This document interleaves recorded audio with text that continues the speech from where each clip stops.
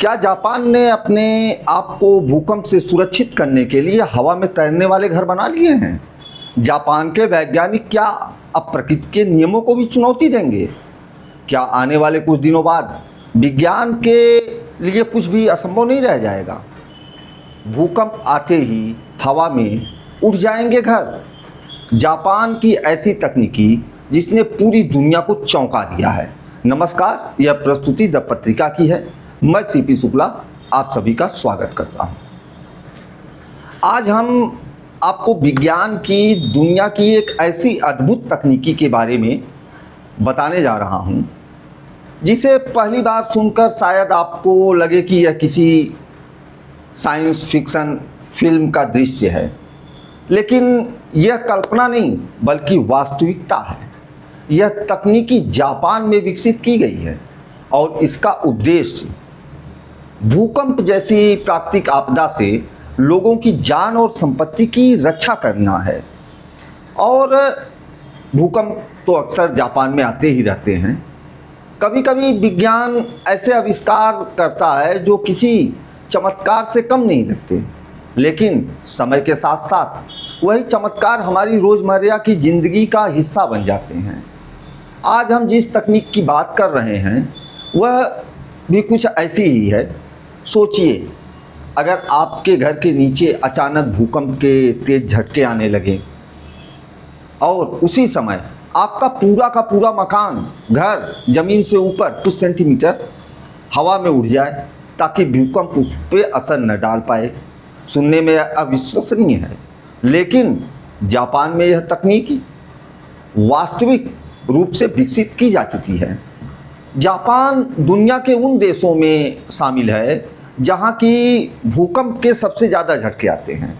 इसका प्रमुख कारण है कि यहाँ की जो जापान की कई टेक्टोनिक प्लेटों से बनी हुई धरती है और इसका संगम क्षेत्र मान लीजिए, यह हर वर्ष लगभग छोटे बड़े हजारों झटके यहाँ पे आते रहते हैं। कई बार इनकी तीव्रता इतनी अधिक होती है कि इमारतें गिर जाती हैं, सड़कें फट जाती हैं और भारी जान माल का नुकसान होता है।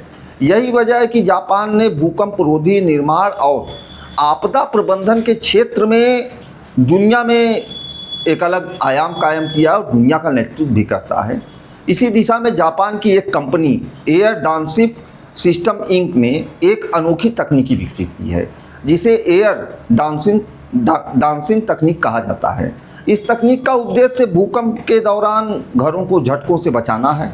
यह तकनीकी किसी जादू पर नहीं बल्कि इंजीनियरिंग और वायु के दबाव यानी एयर प्रेशर के सिद्धांत पर आधारित है और उसी पे यह काम करती है।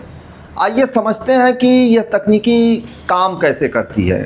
तो सामान्य तरीका है, सामान्य परिस्थितियों में घर अपनी नींव पर मजबूती से टिके रहते हैं, लेकिन जैसे ही अत्यधिक संवेदनशील सेंसर भूकंप के शुरुआती झटकों को महसूस करते हैं, सिस्टम तुरंत सक्रिय हो जाता है और कुछ ही सेकंड के भीतर घर के नीचे लगे विशेष एयर कंप्रेसर तेज गति से हवा भरने लगते हैं।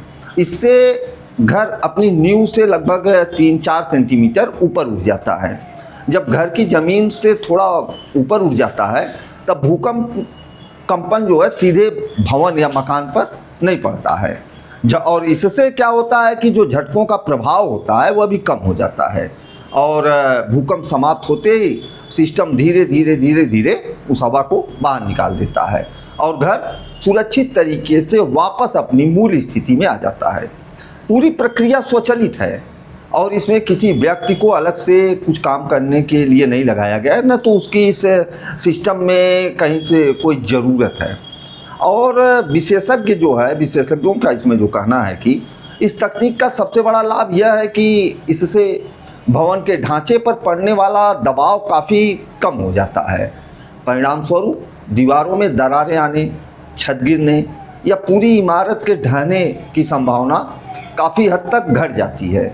यही कारण है कि इस तकनीकी को भूकंप सुरक्षा के क्षेत्र में एक महत्वपूर्ण उपलब्धि माना जा रहा है और इसको जापान ही नहीं पूरी दुनिया इस टेक्नोलॉजी को एक महत्वपूर्ण उपलब्धि मान रहा है। हालांकि यह भी समझना ज़रूरी है कि यह तकनीकी हर प्रकार के भवन के लिए अभी नहीं उपलब्ध है।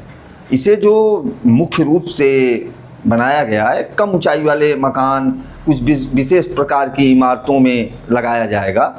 ऊंची बहुमंजिला इमारतों के लिए अभी प्रयोग चल रहा है और अलग टाइप के भूकंप रोधी तकनीक का उपयोग उनमें भी किया जाएगा, जैसे बेस आइसोलेशन सिस्टम और कंपन को कम करने वाले विशेष डैम्पर।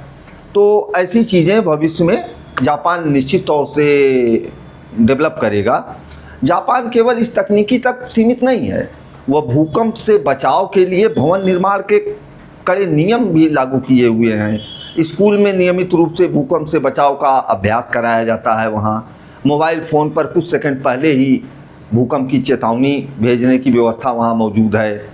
और यही कारण है कि अत्यधिक भूकंप आने के बावजूद जापान में आपदा प्रबंधन में दुनिया के सामने एक अपना अलग उदाहरण प्रस्तुत किया है और इतने झटकों के बाद भी उतने जान माल की नुकसान वहाँ पे नहीं होती है। भारत को भी, भारत के लिहाज से भी पूरी तरह सुरक्षित नहीं है भूकंप से। देश के कई हिस्से, विशेष रूप से आप कह सकते हैं हिमालयी क्षेत्र, उत्तर पूर्वी राज्य, गुजरात, दिल्ली, एनसीआर और कुछ अन्य इलाके भूकंप के उच्च जोखिम वाले क्षेत्रों में आते हैं। ऐसे में विशेषज्ञों का मानना है कि भविष्य में भारत सहित अन्य देशों को भी आधुनिक भूकंप रोधी तकनीक पर अधिक निवेश करना चाहिए, ताकि प्राकृतिक आपदाओं से होने वाले नुकसान को कम किया जा सके और लोगों को बचाया जा सके। हालांकि किसी भी नई तकनीक को अपनाने से पहले उसकी लागत, उपयोग, उपयोगिता और स्थानीय परिस्थितियों के अनुसार परीक्षण करना भी एक अत्यंत अधिक आवश्यक कार्य है। हर देश की भौगोलिक और आर्थिक परिस्थितियां अलग होती हैं, इसलिए किसी तकनीक को सीधे लागू करने के बजाय उसका वैज्ञानिक मूल्यांकन होना जरूरी है। तो भारत के लिए यह एक ज़रूरी पहल है। भारत को इस पहल पे आगे बढ़ना चाहिए। और विज्ञान का उद्देश्य केवल नई खोज करना नहीं है, बल्कि मानव जीवन को अधिक सुरक्षित बनाना भी विज्ञान का एक कार्य है और विज्ञान को करना चाहिए, विज्ञान कर भी रहा है। जापान की एयर डांसिंग तकनीकी इस सोच का एक बेहतरीन उदाहरण है। यह दिखती है कि यदि वैज्ञानिक अनुसंधान, आधुनिक इंजीनियरिंग और दूरदर्शी सोच एक साथ काम करे तो प्राकृतिक आपदाओं के प्रभाव को हम लोग काफ़ी हद तक कम कर सकते हैं और कम किया भी जा रहा है।